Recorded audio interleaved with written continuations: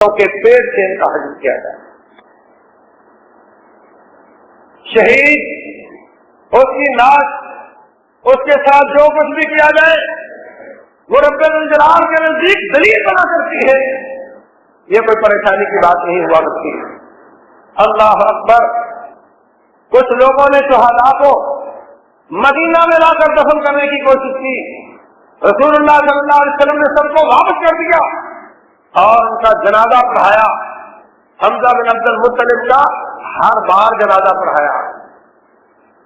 ان کو کفن دینے کی کوشش کی جتنے کپڑے تھے. مصعب بن عمیر رضی اللہ تعالیٰ عنہ جو ایک مارکے میں مہاجروں کے سردار تھے, سپاہ سالار تھے, اور نبی صلی اللہ علیہ وسلم کے ساتھ ان کی شکل ملتی تھی. ان کے سر پر کپڑا ڈالا جاتا ہے تو پاؤں ننگے ہو جاتے ہیں, پاؤں ڈالے جاتے ہیں تو سر ننگا ہو جاتا ہے. فرمایا ان کے پاؤں ننگے رہنے دو, اوپر گھاس ڈال دو اور سر کو ڈھانپ دو. اور پھر قبریں بھی کم پڑ گئی. دو ساتھیوں کو ایک ایک قبر میں اتارا گیا. آپ پوچھتے یہ کون ہے, اس کو کتنا قرآن یاد تھا؟ جس کو زیادہ قرآن یاد ہوتا اس کو قبلے کی طرف کرتے, اور جس کو تھوڑا قرآن یاد ہوتا اس کو اس کے پیچھے لٹاتے. شہداء کا جنازہ پڑھنا لازمی نہیں ہوتا مگر جائز ہوتا ہے. ان کو کفن دینا لازمی نہیں ہوتا, لیکن اوپر چادر ڈال دینے میں کوئی حرج کی بات نہیں ہے. اس طریقے سے رب الجلال والاکرام نے پھر یہ آیات نازل فرمائی. ٹھیک ہے تم نے 70 کے مقابلے میں یہاں 70 کا نقصان کیا. تم کرہم, اگر تمہیں آج زخم لگا ہے فقط مستل قوم کرہم مثلو, تو اس سے پہلے دشمن کے بھی تو 70 کٹ چکے ہیں. وتلک الایام نداولها بین الناس, یہ دن تو ہم پھیر دیا کرتے ہیں. پھر کہنے لگے کہ یہ ہمارا نقصان کیوں ہو گیا, حالانکہ رسول اللہ صلی اللہ علیہ وسلم ہمارے ساتھ ہے. فرمایا قل هو من عند انفسکم, اس کا سبب تمہارے اندر موجود ہے. آپ نے بجا طور پر کہا تھا کہ چوٹی کو نہیں چھوڑنا, انہوں نے اس کو چھوڑ دیا. کہ آپ کا فرمان تو یہ تھا کہ شکست کی شکل میں یہ حالت ہو جائے تو نہیں چھوڑنا. اب تو فتح ہو چکی ہے, اب تو چھوڑنا چاہیے. ان کا امیر ان کو منع کرتا رہا مگر وہ چھوڑ کر اتر گئے. اجتہاد کیا اور اس کی وجہ سے اتنا زیادہ نقصان ہوا کہ نبی صلی اللہ علیہ وسلم کا ماتھا پھوٹ گیا. اس لیے بھائیو, امیر کی طاعت کا حکم اللہ تعالیٰ ایسے نہیں دیتا. اس کی نظر بہت وسیع ہوا کرتی ہے, اس کی بات ماننے میں خیر ہوا کرتی ہے, اور اس کی نافرمانی سے نہ صرف اپنا نقصان ہوتا ہے بلکہ اوروں کا بھی نقصان ہو جاتا ہے. اور یہ بھی ثابت ہوا کہ رب الجلال والاکرام مسلمانوں کو آزماتے ہیں. اس میں 3-4 سبب بیان کیے.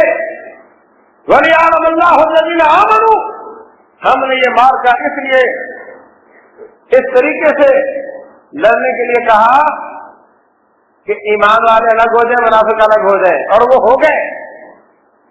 وَلِيُمَحِّصَ اللَّهُ الَّذِينَ آمَنُوا, تاکہ اللہ تعالیٰ ایمان والوں کا ایمان پرکھ لے, ان کی آزمائش کر لے. یہ بھی ہو گیا. وَيَتَّخِذَ مِنكُمْ شُهَدَاءَ, شہداء کو لینا یہ بھی اللہ تعالیٰ مارکے کے اسباب میں بیان کر رہا ہے کہ شہداء کو حاصل کرنا, شہداء والا تاج پہنانا, یہ بھی ہمارا مقصد تھا کہ کافر کے ہاتھ سے کروایا جائے تاکہ مسلمانوں کو شہادتیں ملے. یہ بھی ہمارا اس مارکے کا مقصد تھا. مسلمانوں کے ایمان کو پرکھ لینا, آزمائش میں ڈالنا, یہ بھی ہمارا مقصد تھا.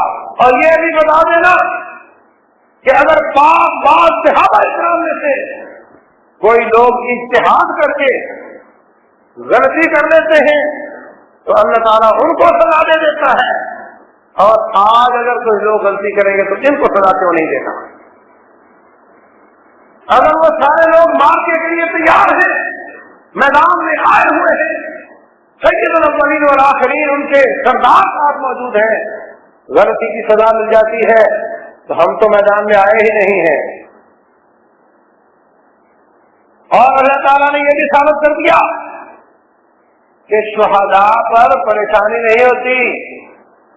دشمن بغلے بجا رہا ہے کہ ہم نے فتح حاصل کر لی، ایک بندے کو ان کے بقول شہید کر کے ہمیں یقین نہیں ہے، ہم نے فتح حاصل کر لی۔ اللہ تبارک و تعالیٰ فرماتے ہیں قد اصبتم مثلیہا، تم تو ان کے کتنے ہی کاٹ چکے ہو۔ اللہ تبارک و تعالیٰ کتنی ان کو سزا دے چکا ہے۔ آتے ہیں جہازوں میں بیٹھ کر، جاتے ہیں تابوتوں میں چھپ کر۔ اور میرے عزیز بھائیوں، یہ اگر واقعہ احمد آباد کا ایسے ہی ہے جیسے کہا جا رہا ہے، تب بھی پریشانی اور ندامت اور کسی قسم کی بزدلی کی بات نہیں، حوصلے کی پستی کی بات نہیں۔ اللہ تعالیٰ فرماتے ولا تہنوا، کمزوری نہ دکھاؤ، ولا تحزنوا، غم نہیں کرو، انتم الاعلون، آخر جیت تمہاری ہوگی۔ بس بات ایک ہے، ان کنتم مؤمنین، اگر تم ہو۔ ہمیں تو یقین ہی نہیں ہے کہ یہ واقعہ ایسا ہوا ہے، اس کی تو کوئی دلیل ہی نہیں ہے۔ اس روایت کے تو سارے راوی ضعیف ہیں، ان میں سے کوئی بھی کبھی نہیں، سارے راوی عیسائی ہیں۔ مسلمان حافظے کا کمزور ہو یا کبھی جھوٹ بول لیتا ہو، ہم تو اس کی روایت نہیں مانتے، یہ تو ہے ہی سارے کافر، ہم کیسے مان لیں؟ اور پھر کوئی دلیل نہیں۔ اور یہ ظالم وہ ہیں جنہوں نے اپنے نبی عیسیٰ علیہ السلام کو کہا ہم نے قتل کر ڈالا، جبکہ ان کو قتل انہوں نے نہیں کیا۔ ولیکن شبہ لہم، ان کے مشابہ کسی اور کو مار کر کہتے ہیں ہمارے عیسیٰ کو قتل کر دیا گیا۔ جب یہ کائنات کا اتنا بڑا جھوٹ اپنے نبی کے بارے میں بول سکتے ہیں تو ان سے کیا بعید ہے کہ وہ اللہ کا شیر زندہ ہو۔ اور یہ بات زیادہ کمی ہے، اور یہ بھی ہو سکتا ہے کہ سارے واقعے میں ان کے ساتھ ہاتھ ہو گیا ہو، جیسے پہلے بہت زیادہ ہوئے ہیں۔ اور یہ بات اللہ تبارک و تعالیٰ انشاءاللہ ایک آدھ مہینے میں کھول دے گا۔ کسی قسم کی غم کی، پریشانی کی، ندامت کی کوئی ضرورت نہیں۔ اللہ تبارک و تعالیٰ نے آپ کو اس مارکے میں فتح عطا فرمائی۔ اس سے بڑی بات کیا ہے؟ ایک آدمی کرکٹ کھیلتا ہے، کوئی 100 نمبر بنا کر کے چلا جاتا ہے، کوئی 200 بنا کے چلا جاتا ہے، کوئی 500 بنا کر چلا جاتا ہے، آخر تو جانا ہی ہے نا۔ 14-15 سال سے ان کو ناموں چنے چبوا کر ہمارا ایک ساتھی آ کر بتاتا ہے، داڑھی وغیرہ رکھی ہوئی تھی، شلوار اونچی تھی، وہ کسی ملک جا رہا تھا تو کہتا مجھے اچانک کچھ غیر ملکیوں نے دیکھا تو ڈر کر پیچھے ہٹ گئے، تو کہتے ہیں یہ لادن ہے۔ ان کے دلوں میں خوف سوار ہوا، وہ اپنے بچوں کو ڈراتی رہی ان کا نام لے کر، پورے معاشرے پر جس بندے کا خوف ہو، آخر جتنے بھی نمبر بڑھائے آخر رب کے پاس تو جانا ہی جانا ہے، پریشانی والی کون سی بات ہے۔ اور شہادتیں مسلمانوں کو کبھی کمزور نہیں کیا کرتی۔ یہ جو محلے میں کٹ رہے ہیں روزانہ، یہ کوئی ٹارگٹ کلنگ کہتے ہیں، کوئی اور نام دیتا ہے، یہ پریشانی کی بات ہے۔ دشمن کے مقابلے میں آ کر کٹ جانا یہ کوئی پریشانی کی بات نہیں ہے۔ رب الجلال خود چاہتا ہے مار کے ہو یا اپنے بندوں کو شہادتوں سے سرفراز کرنا چاہتا ہے۔ مسلمان کا نقصان مار کے میں جتنا بھی ہو جائے اس کا کبھی نقصان آؤٹ پٹ نہیں نکلا کرتی۔ اللہ تعالیٰ اس کو قوت کے ساتھ اور مسلمانوں کی بیداری کے ساتھ زندہ کیا کرتا ہے۔ مسلمانوں کا نقصان اصل میں تب ہوتا ہے جب یہ آپس میں لڑ کر مرتے ہیں۔ اس لیے بھائیوں، سارا میڈیا ایک پوائنٹ پہ لگا ہوا ہے کہ آپ کے حوصلے پست کر دیے جائیں، آپ کے حوصلے پست کر دیے جائیں، آپ کو کہ بس اب تم گئے، اب تو پاکستان پر حملہ ہو جائے گا، انڈیا بھی دم ہلانے لگ گیا ہے۔ یاد رکھو، یہ واقعہ جیسے آج آپ کو پاکستان کے خلاف نظر آتا ہے، چند دنوں کی بات ہے، آپ کے سامنے اللہ واضح کرے گا انشاءاللہ۔ میرا ایمان کہتا ہے کہ اس سے آپ کو کتنے فوائد حاصل ہوتے ہیں، آپ دیکھتے رہنا۔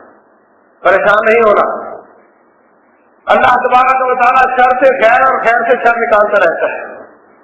کوئی پریشانی کی بات نہیں. اگر بہن ہی ایسا ہی ہو جاتا ظاہر کیا جاتا ہے تو بھی کوئی پریشانی کی بات نہیں ہے.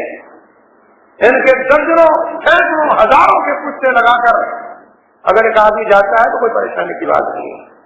اور مردانہ وار سامنے آ کر کمر نہیں دکھاتا, پیٹ نہیں دکھاتا, اس میں کوئی پریشانی کی بات نہیں ہے. اس سے پہلے اللہ تعالیٰ کے انبیاء علیہ السلام مارکوں میں شہید ہو جاتے رہے. اللہ کے نزدیک کوئی قیمتی نہیں ہے, اللہ کا دین قیمتی. رسول اللہ صلی اللہ علیہ وسلم فرماتے ہیں میں چاہتا ہوں میں شہید ہوتا ہوں. اور بتاؤ اس کے بعد کون ہو سکتا ہے؟ یہ کسی قسم کی 1% بھی پریشانی کی بات نہیں. پریشانی کی بات یہ ہے کہ ہم بزدل بن جائیں اور آپس میں لڑیں اور دشمن اس کا فائدہ اٹھاتے ہوئے ہم پر قبضہ کرنے. پریشانی کس میں ہے؟ اگر میدانوں میں جائیں, تیاری کریں, مقابلہ کریں اور اس میں اگر کوئی نقصان ہوتا ہے, رب الجلال نے منع کیا ہے کہ اس کو کوئی مردہ کہے, وہ تو زندہ ہے. اور جب کوئی زندہ ہے تو نقصان کس چیز کا؟ وہ تو جاتا ہے, وہ رہتا ہے تب بھی فائدہ دیتا ہے, وہ جاتا ہے تب بھی مسلمانوں کو بیدار کر کے جاتا ہے. اللہ تبارک و تعالی ہم سب کو سمجھنے اور عمل کرنے کی توفیق عطا فرمائے.